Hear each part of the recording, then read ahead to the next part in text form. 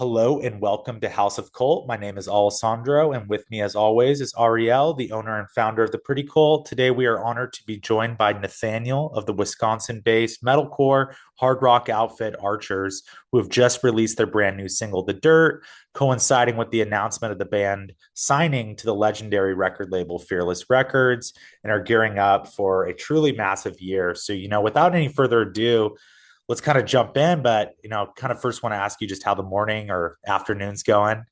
It's going great. I was supposed to do another one of these earlier, and I forgot how time zones work. So my morning has been a bunch of manager calls like, "Where were you?" I'm like, "I'm sorry." Like, so I had a little bit of a rough start, but we're back on track now. There you go. Absolutely. We're here. It happens to the best of us. I also will East, accept west, things right, and then left.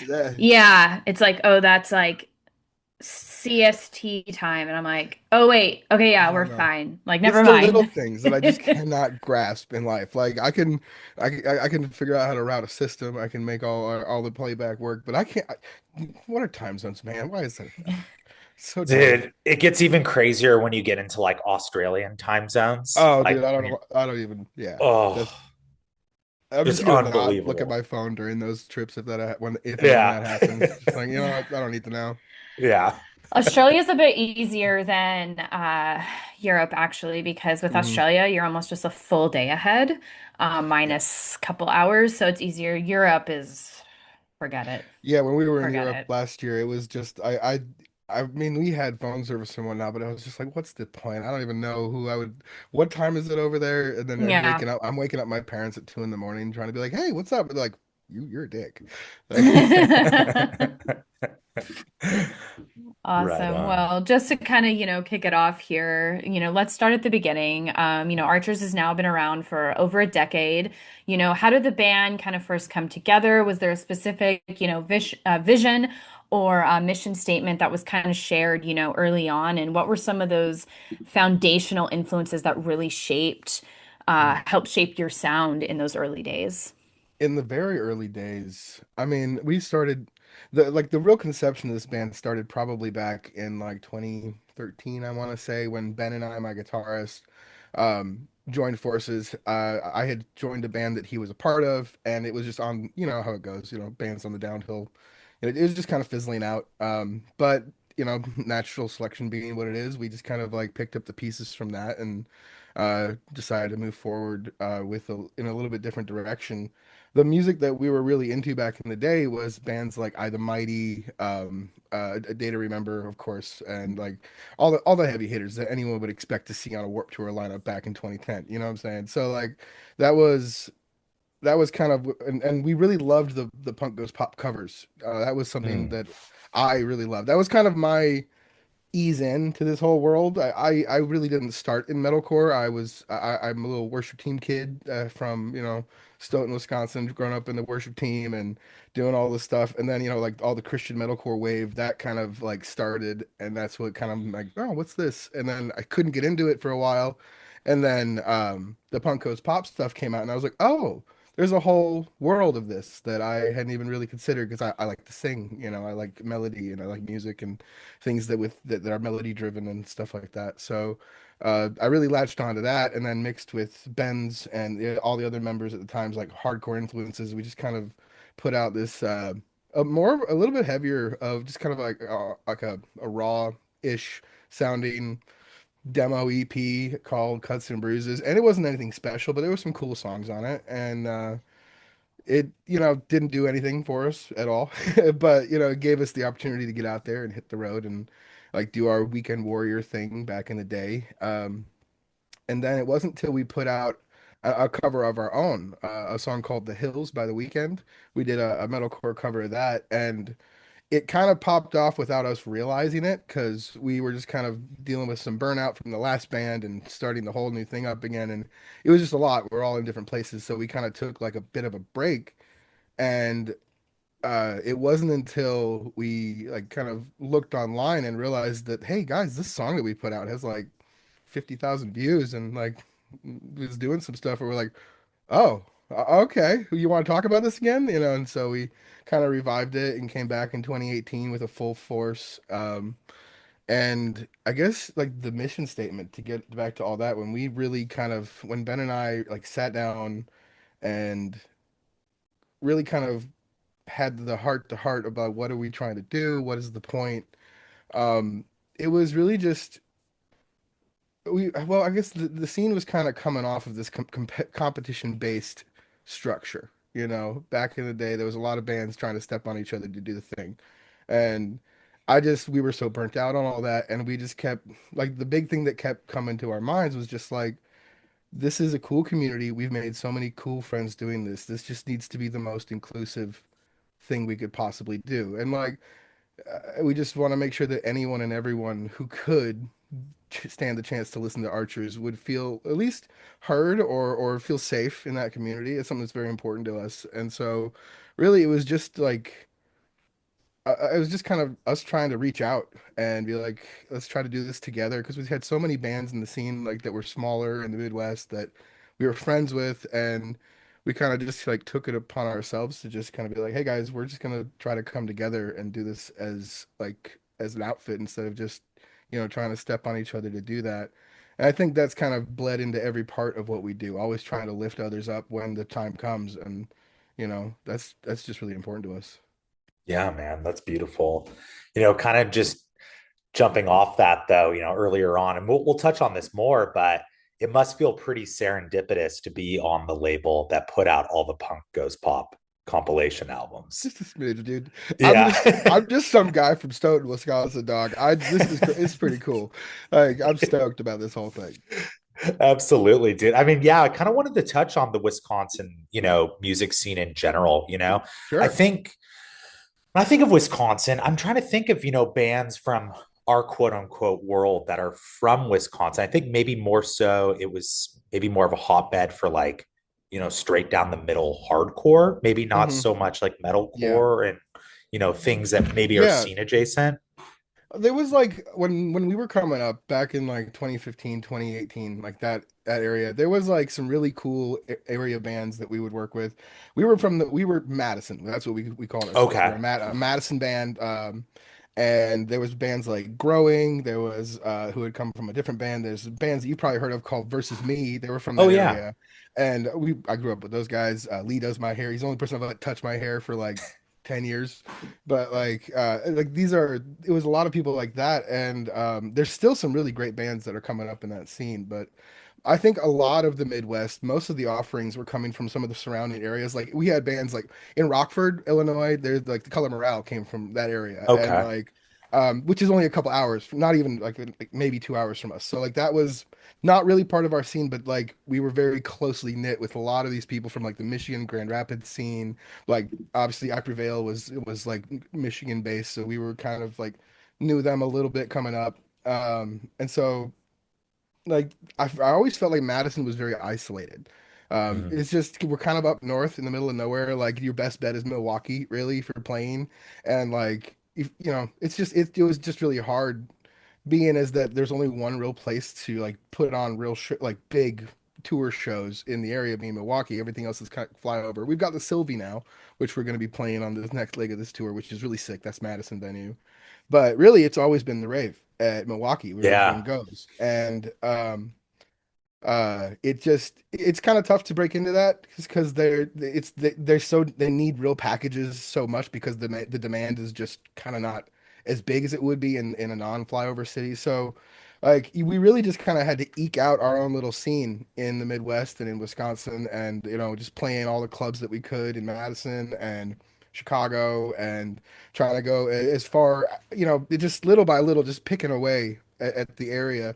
We were really a Midwest band for the first like I don't know 8 years. Like we didn't really break out too far until like after COVID. We started really like branching out and getting to the rest of the country. It wasn't until after that that we really started moving along. Yeah, sort of touching on that, like it's interesting, you mentioned kind of being in this, more isolated region, but I think one of the most impressive things about the trajectory of this band is even with that situation, kind of feeling like you're a little bit in an, a bit in an island within the Midwest, Mhm. you've accomplished so much as like a largely DIY and independent band up until very recently, Thank you. millions of Yeah. streams, radio play, like That's very impressive that that DIY mentality was really what carried you guys through. Thank you. That's very kind of you to say. It meant a lot to us too. It really even now it's a point of pride. You know, I try to stay as humble as possible, but I'm not going to sit here and lie to you that like I'm very proud of what we've done with this. I'm very proud Hmm. of the guts that it took every single person in this band to like just grin and bear it. Because like you said, we were isolated. We didn't have a lot of friends in the industry. We just a bunch of dudes. You know, like and now of course like we're kind of branched out throughout the country, Midwest and abroad. But you know, it was just it was difficult because we didn't have anybody to reach down and help us up, you know, and no one was offering us tours, no one was interested.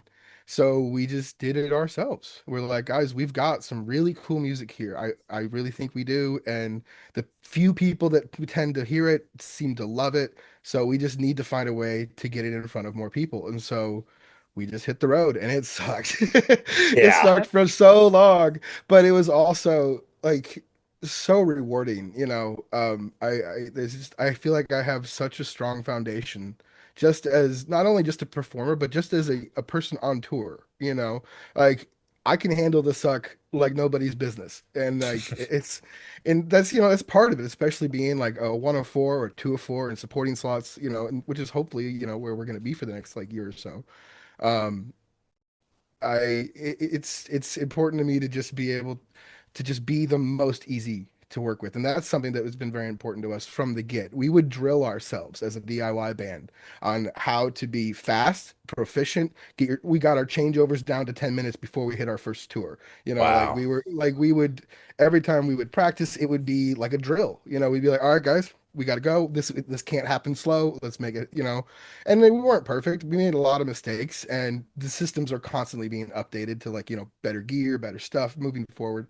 But we just always had this divide and conquer mentality where everyone's got their job, you know, and everybody, and when you're on tour and you have a limited crew, everybody wears a lot of hats. And that goes for everybody. Like I don't get to be the lead singer mentality guy who just like fucks off, shoot to the green room.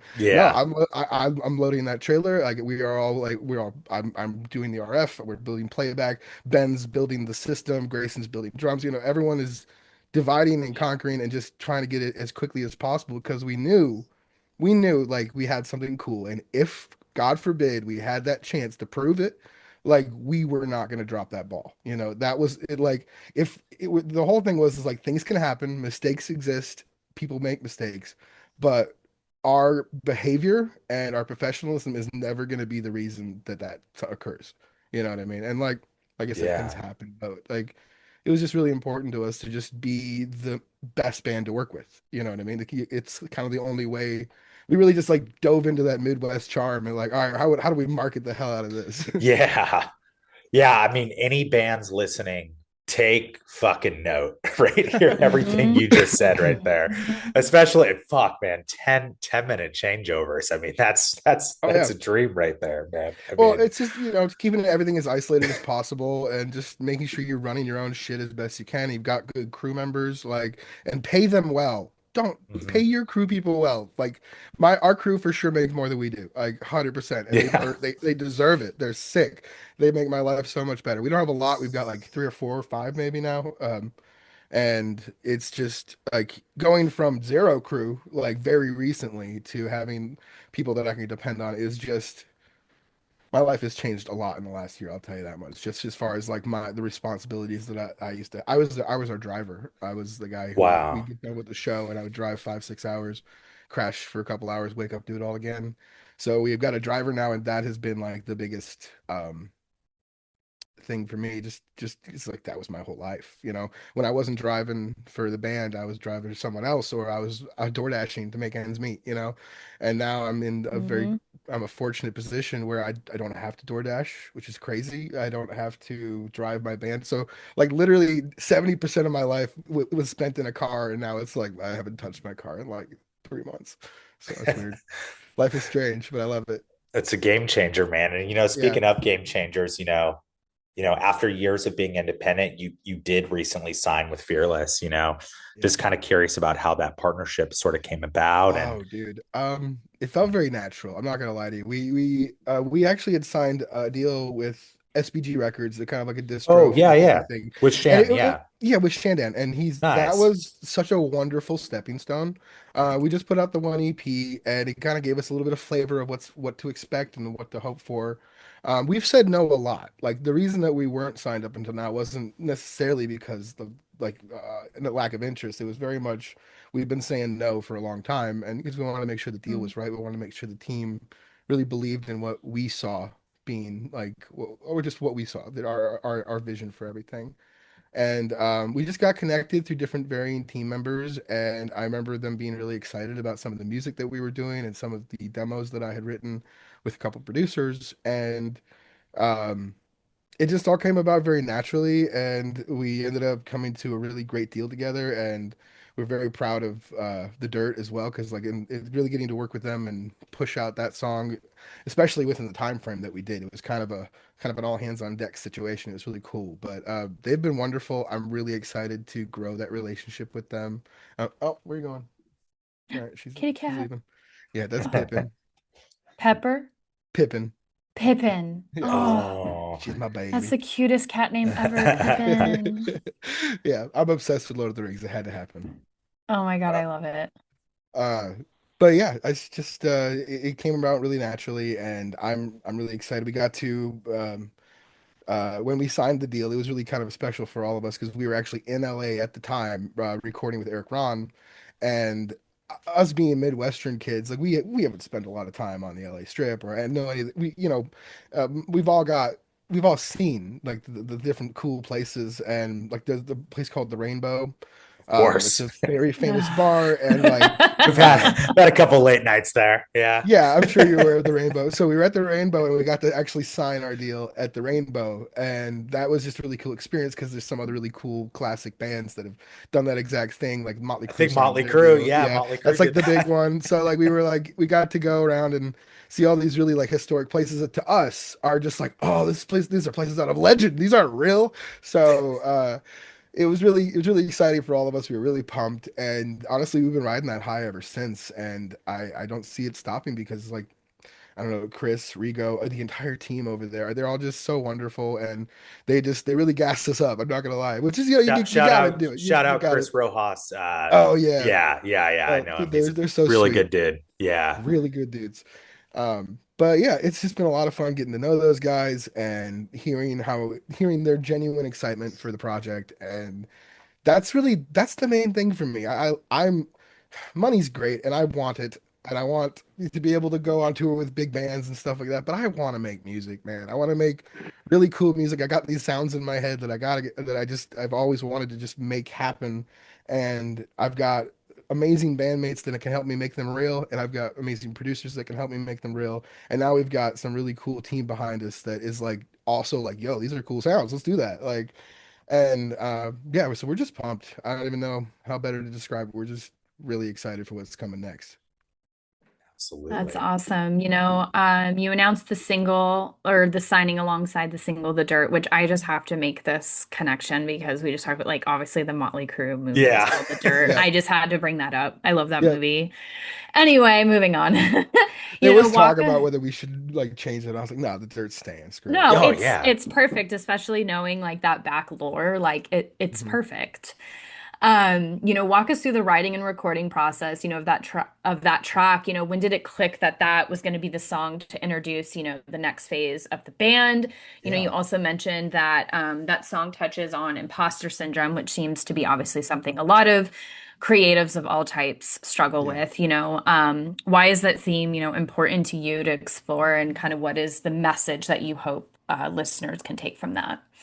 Yeah, absolutely. I mean, the writing was awesome. We actually so we had booked some time with Eric Ron to kind of test out the waters and see what we wanted to do because he had found us and messaged us be like, "Hey, I really like what you guys are doing. I'd like to work with you." So we're like, "This is sick. Eric Ron is a hit maker. Let's make some happen. Let's make something Yeah. happen." And So we go out there, we're getting to know him, and we only have like 5 days, and we decide we want to do like as many as possible, which I think we did two. We only did two, but and we normally go with nothing. Like maybe I've got some old lyrics from like years prior that I'll thumb through, but generally we go in virtually dry, just so we can kind of like one of my favorite things about the writing process is being surprised by what happens. Like, because music is so fluid, it's so like creative and so sometimes even spontaneous that like you can be surprised by the things that you can create, and I love that. That's my absolute favorite part about writing is like so a lot of times we go in with nothing, and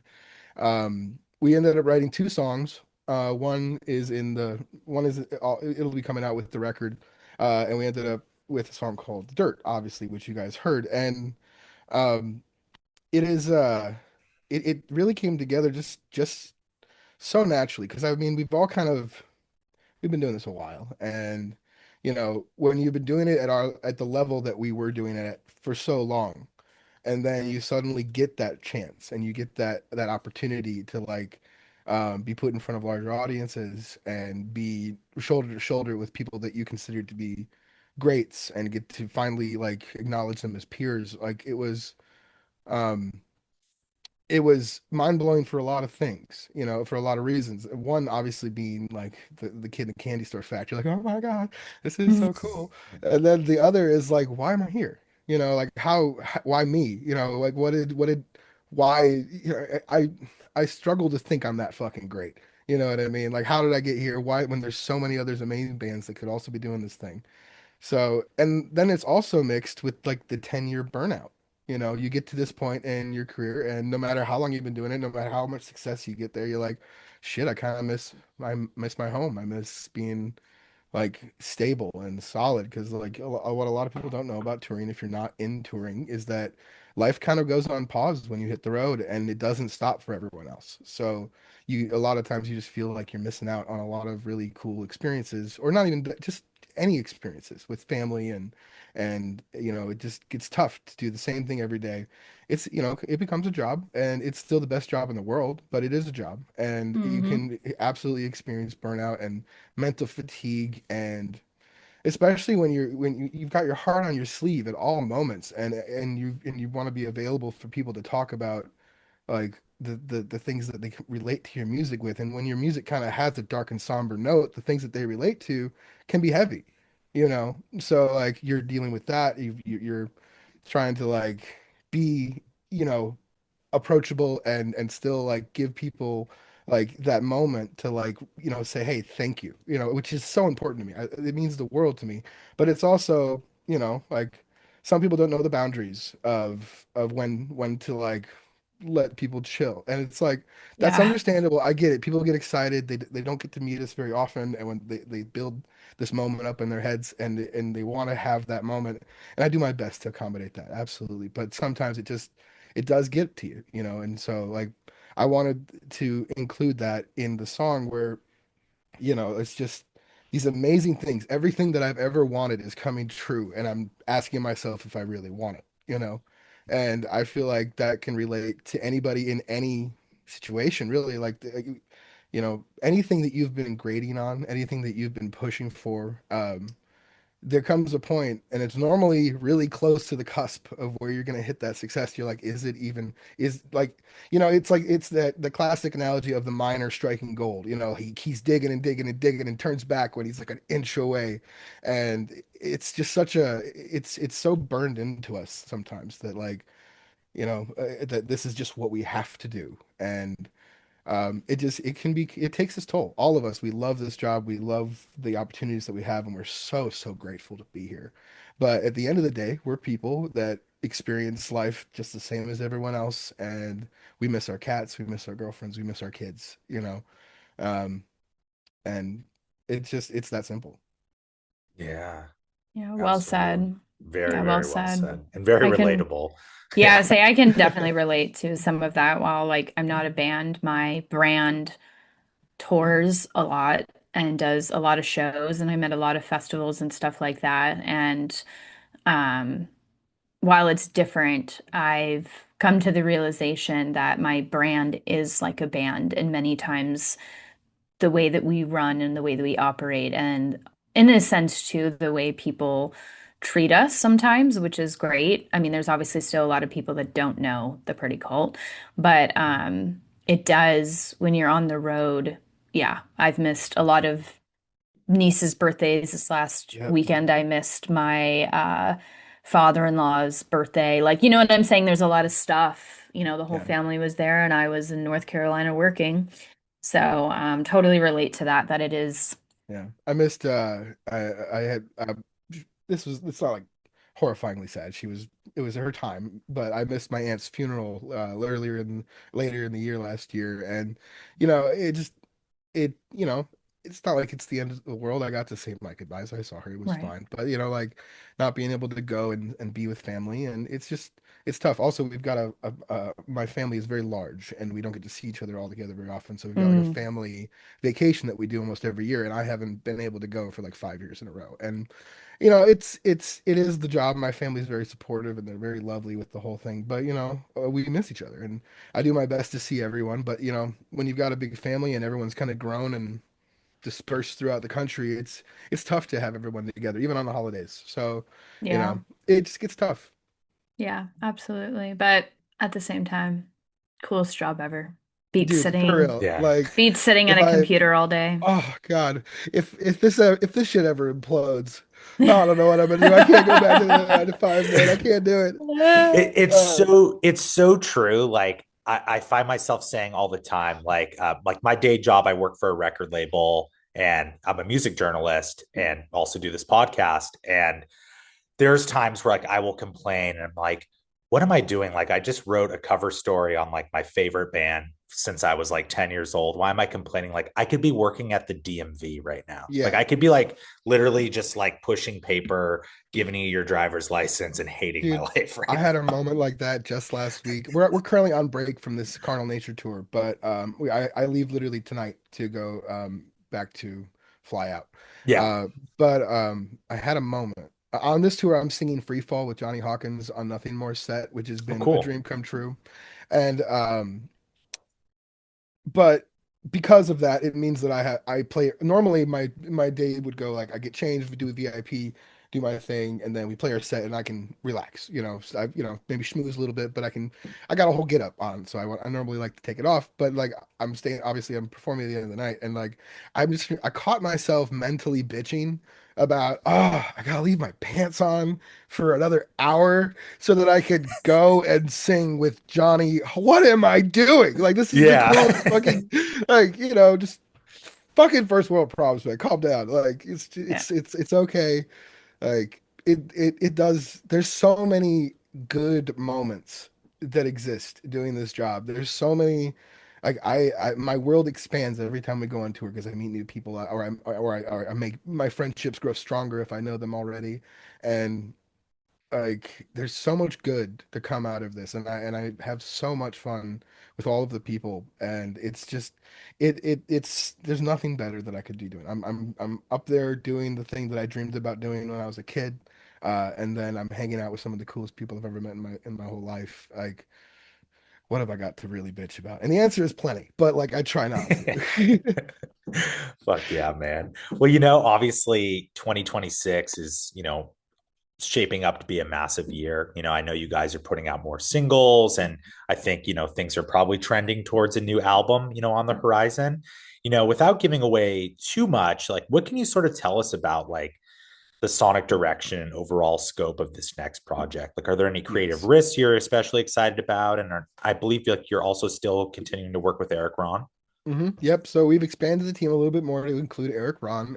We're still working with a lot of the Grand Rapids crew that we've been with the entire time. So because they're family and we thought that was important and we just love working with them. Um, but I think what we are going to try to do, obviously, like I don't know what I can say as far as like definitive like what we're going to be putting out, but um, as far as sound goes, we put out a duo demo single thing called Precious Space a little while ago. It had two songs on it. One was called Perfect Strangers and the other was called Made for Love. And those, in my opinion, were some of the best songs that we had written in the last few years. And all of us kind of agreed.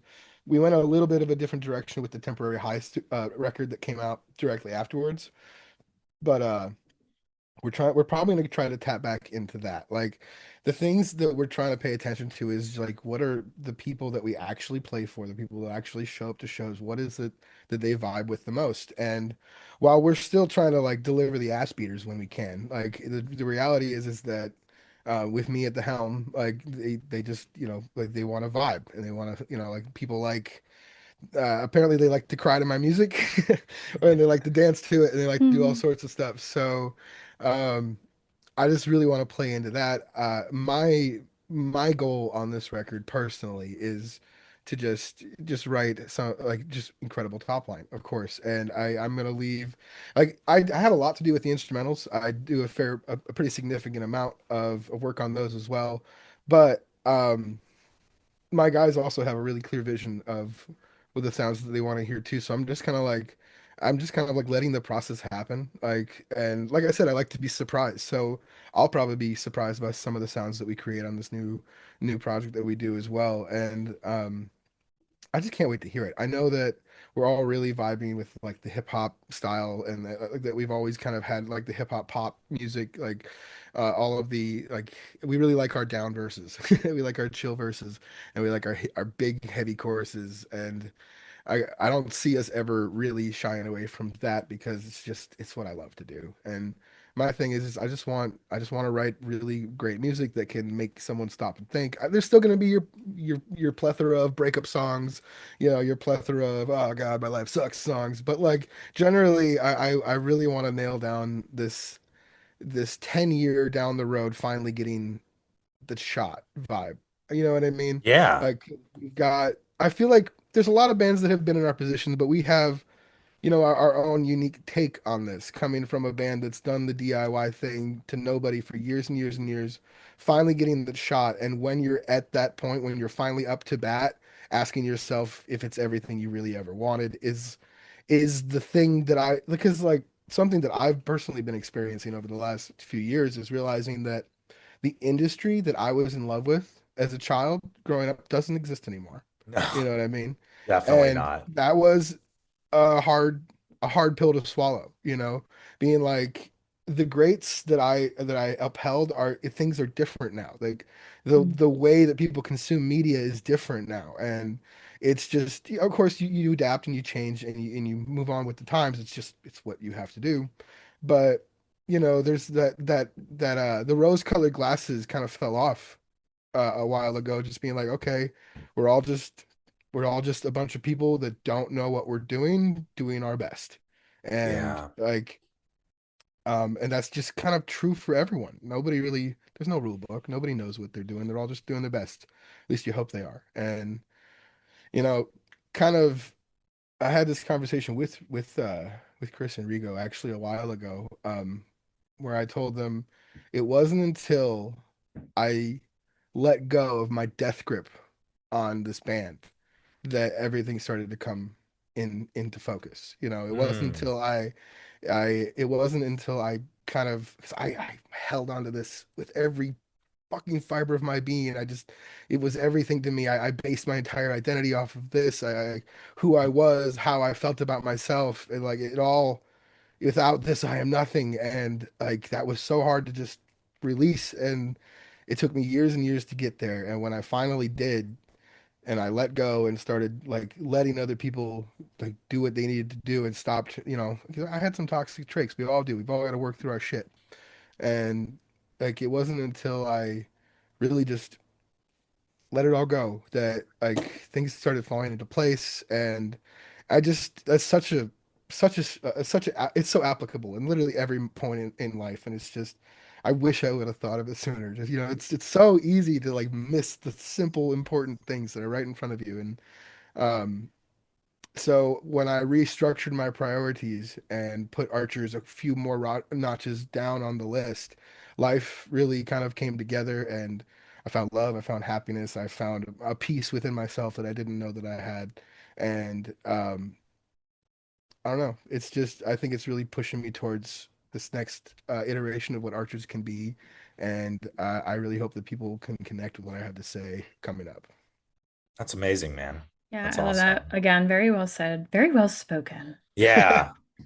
Well, thank you Yes, guys. I I'm love it. stumbling. It's all just falling out. But No, dude, it sounds incredible. Yeah, like well, good. I'm glad it's it's working it's because in very my head, I'm like, motivational. It's ah. very Very motivational. motivating. Yeah, Okay, well, good. I'm absolutely. glad. I hope someone can take something away from this. That's Yeah. really great. Absolutely. On a different note, you did mention your get up, your stage get up in your pants. But I love to ask here that I am a fashion designer. How do you describe your personal style? What are the influences you wear on and off stage? I am hoping some Lord of the Rings is maybe some influence in the personal life, some goblin core, but you tell us. oh, yeah. So actually, this is all new to me. I up until a year ago, I'm the asshole on stage with jeans and a t-shirt. You know what I'm saying? And it's like that's great. There's so many bands that kill it doing that. But like, we had like all of us had kind of over the last few years, like or last year and a half, really, had the conversation with each other, like, hey, we kind of gotta do something. We've got some cool things. We kind of want to like spice things up. We don't want to look like every other band, and like it's tough. Every other band is trying to look like not every other band, so it's like, what are you gonna do? But so our kind of approach to that was just to just zhuzh it up a little bit, just like, there's no real theme. There's no like, it's not like, oh, we've got to all wear this type of thing. It's just everybody look classy, look the best you can, and then I go a little bit further. I wear like I just kind of put together this outfit like randomly that I found via Amazon purchases. I don't pay for expensive shit, dude. Like the most Hmm. expensive thing that I buy is my fucking Bobby Brown face base. That's like my shit. But like so I just kind of I had some pants tailored at Men's Warehouse, no big deal. And then I wear like just a black undershirt with like a lace button-up shirt over top of it, which I really like. It's honestly it's really cool because I always, I'm a big dude. I've always had my insecurities. It's just part of who I am. Like, um, I'm very at peace with who I am, what I look like, my life. I just want to be a healthy human. That's all I care about. Um, but it's just been, growing up that way, you're always trying to hide a little bit, and you're trying to like, you're trying to like do whatever you can to look a little bit smaller, look a little bit whatever, and it just, I just gave all that shit up because I'm like, you know what? I'm out here. Everybody, when you're on stage, especially as a frontman, any frontman, there's like a larger than life aspect that has to be at play here. You like, unless your whole shtick is to be like the down to earth, relatable, like, yo, we could be buds vibe, which is sick. Like, unless that's your vibe, like people are there for an experience. They're there to like Hmm. see a cool thing. You know what I mean? And like I kind of fell in love with I can't think of his fucking name right now. Jelly Roll.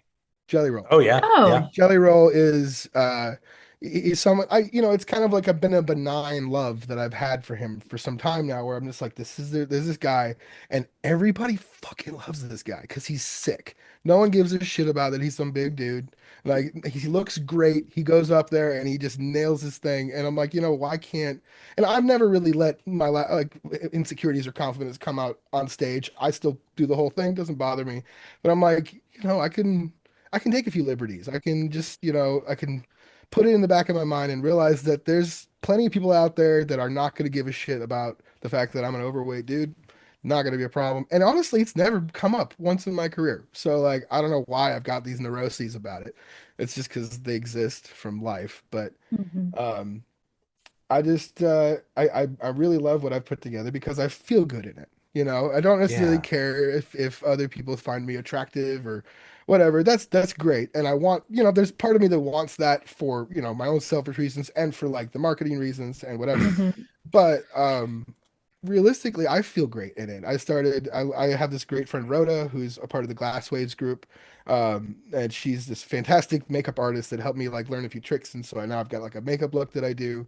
It's very simple, but it just makes me feel great. I feel like I'm on top of the world when I'm like all done up. And that's a great feeling for me because like someone who's dealt with insecurities their whole life, it's fucking sick to feel good. You know what I mean? And Hmm. Yeah. like I think like that's like maybe I haven't heard enough people talk about that, honestly. Like how fucking sick it is to when you got like when you're down on yourself sometimes just to like, damn, I feel good. Like and like, Yeah.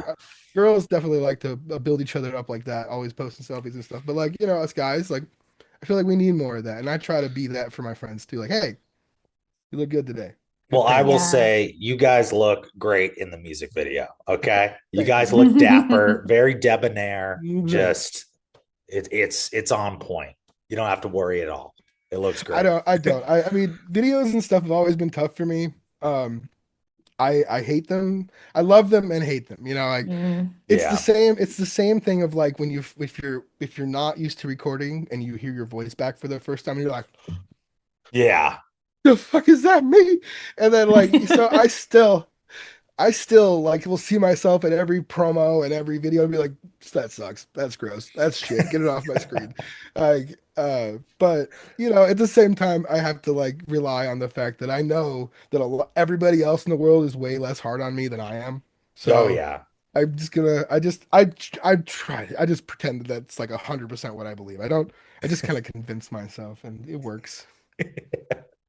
No, man, it's awesome, dude. Kind of switching gears again to, we always, just two more questions. We always love to ask every guest this.